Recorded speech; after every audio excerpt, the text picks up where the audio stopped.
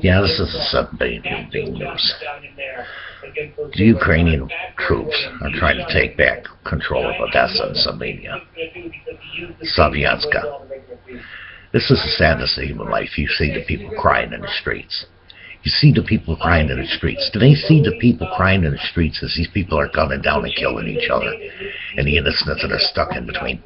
This is the sadness of human life. I blame both Russia and Ukraine for, because they don't look for foreign diplomacy.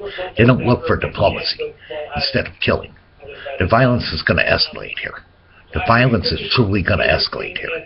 And it's going to escalate into a full-blown war before long. Watch what I say. It's the sadness of human life. Is they don't think what the cost is going to be on the people that live in these neighborhoods, that live in these cities, that live in these towns. They don't think about this. They don't think about this. They don't think about the cost it's going to take on the children, on the women, on the people in these countries. All around the world, even in Syria. People don't think about the cost it's going to take, both mentally and physically. And that's the sadness and failure of governments and nations today. They think war first, but they don't think about the innocents that are going to be stuck in the middle of this two-way battle between the pro-Russians and the Ukrainian people for Odessa and Slovenia, as they're trying to take it back. But what about the people that are stuck in the middle of this? There's nobody on the streets.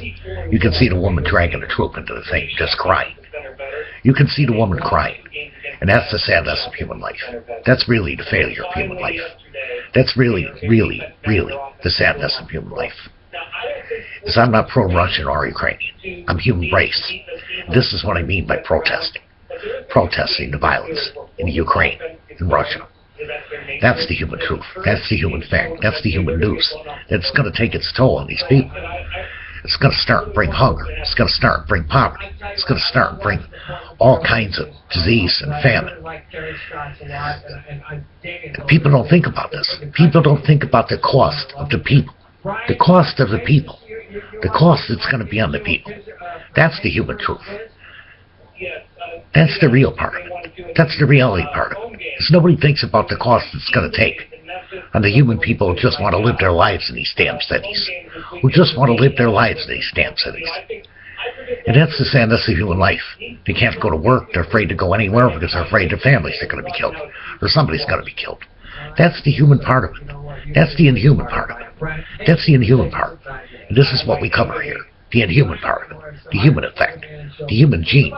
The human DNA. It's in all their blood. It's in all our blood. Sooner we realize it, the more better off we'll be to fight for peace, to fight for freedom, to fight for humanity. This is going to take its toll.